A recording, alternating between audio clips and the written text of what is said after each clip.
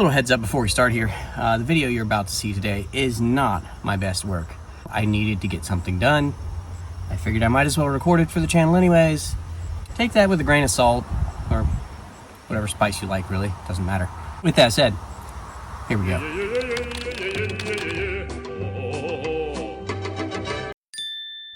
It has taken 3 weeks to get 2 leaf springs in. Probably because I wanted stock height, and every place I looked said, "You want what?" I don't want it lifted, I want stock. "You want what?" Well, finally, they blew the dust off some in the back, and here we are. Placing leaf springs on something like this is really not that hard of a process. You've got your rear shackle bolt here,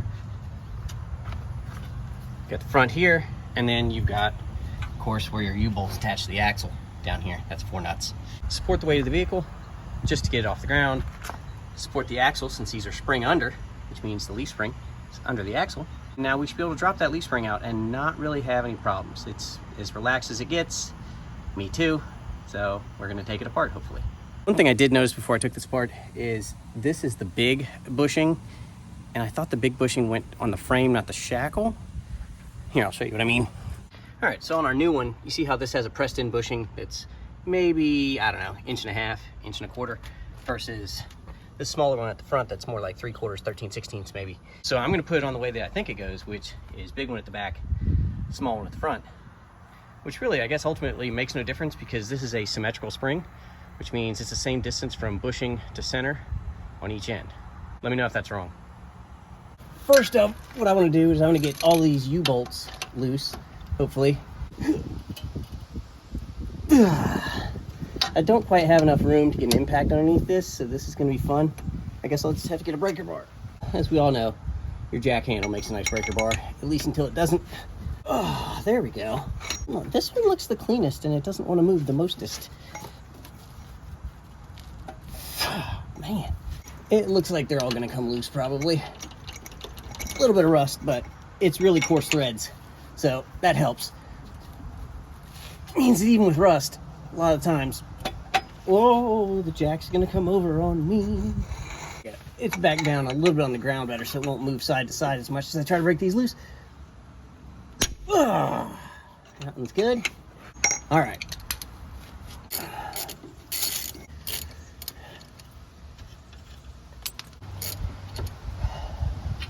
So, again, the vehicle weight right now is supported by the jack, which is why you can do this. And now that that's off, the only thing left is to take it off both spring ends, and we should be good. All right, so gotta take the front shackle off, take the rear shackle off, and swap these springs out. It's not really that hard. The hardest part is the U-bolts and making sure you support the vehicle. And then really supporting the vehicle is not that hard. You just have to go, "Come on, big guy, you can do it. You got this." See, supportive. Be supportive of your vehicles. There you go. That one's basically unattached. And I pre-loosened this one because, well, I did. So that's good. Here come the threads. Come on now. There we go.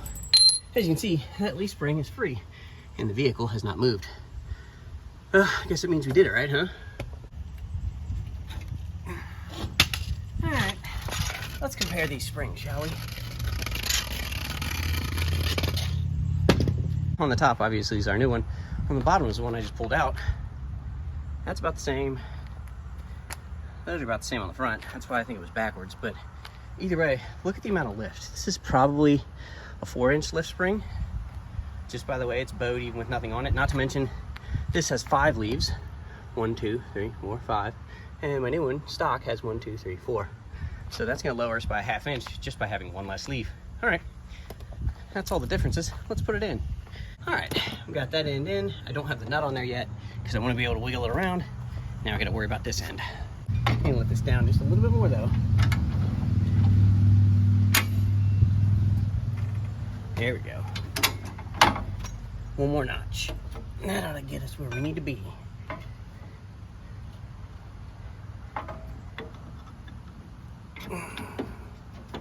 There we go. Just like that. And news that will surprise no one but me, this spring is so much flatter than the arched 4-inch lift spring that I cannot get the axle to line up on the little stud on top of the leaf spring on this side. So what I've actually got to do is I got to take the other one loose just to get enough relief to be able to push this axle back about a ½ inch to line it back up. Whatever. It's not like this is a new procedure. We're going to do the same thing we did on the other side. There we go. I think we got that axle rolled back to where that dowel is going to line up with the hole in the bottom of that axle. So if I raise this up, it should go flush. Let's find out.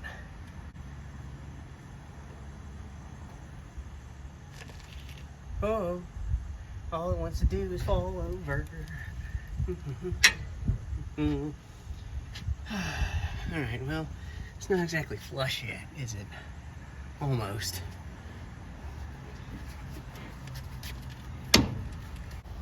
Oh, it's in there. It's just a matter of U-bolts now to pull it down. The rust, it's on the inside of that, is actually keeping it from going completely in, but it's there.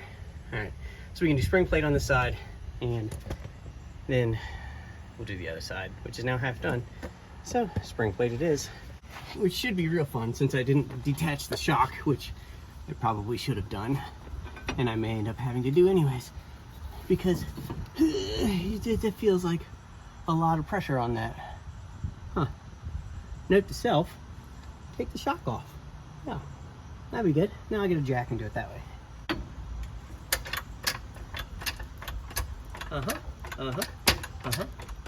That's what we want to see. Yep. Looking good. Now, I can put a U-bolt in, like that. Now, should you reuse U-bolts? That's a question I see on the internet a lot. Well, short answer is no. No, you shouldn't. You should get new ones. And I probably will after this, but I don't have any on hand, and I'd like to get this done. So, since I'm not going to be driving this anytime soon, and definitely not, doing anything extreme with it, if I'm not even taking it on the road, then I'm not super concerned about reusing these U-bolts right now. If they're holding the axle in place before, with me not driving it, they'll hold it in place now with me not driving it. It all depends, Everything in life depends.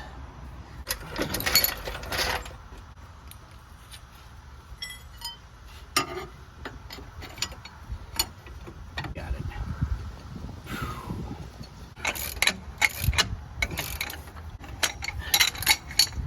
That is one done. I still have to do the driver's side, but I'm curious to see how far down this is going to lower it. So we're going to let it down with the farm jack and see what it looks like.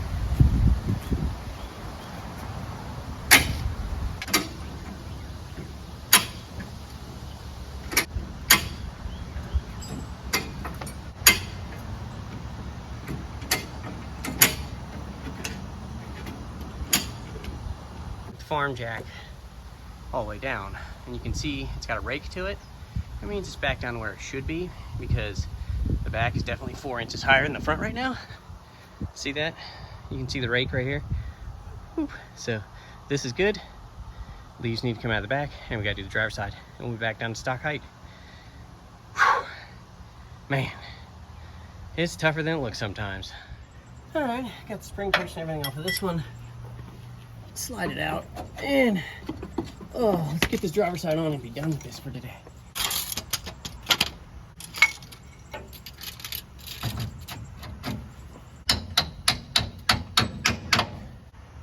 Alright,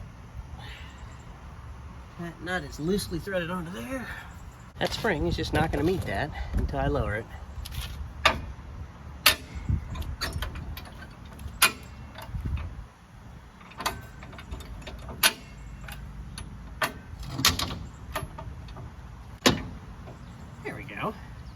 Just like that. Now the only left is, well, this. Yep. Okay, now I gotta raise the spring back up onto the axle.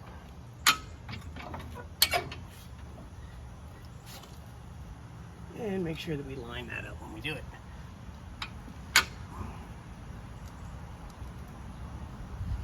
There we go. Perfect. right, as you can see right here, this axle is already flush onto that spring, so we got that good. We just need to throw the bolts on here. We'll be done. Which means I need my jack again because I forgot to take the shock off this side as well.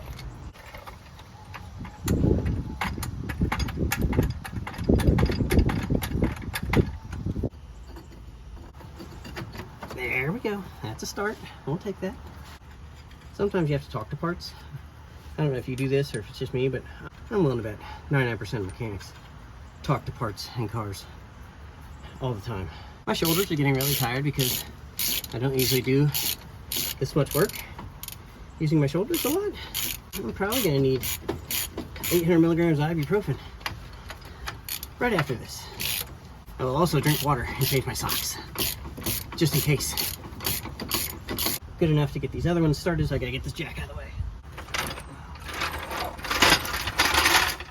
Last you won't. Let's let this thing all the way down, and we will go ahead and tighten everything else on the ends. You never want to do that in the air. You want to let the suspension settle, then tighten them.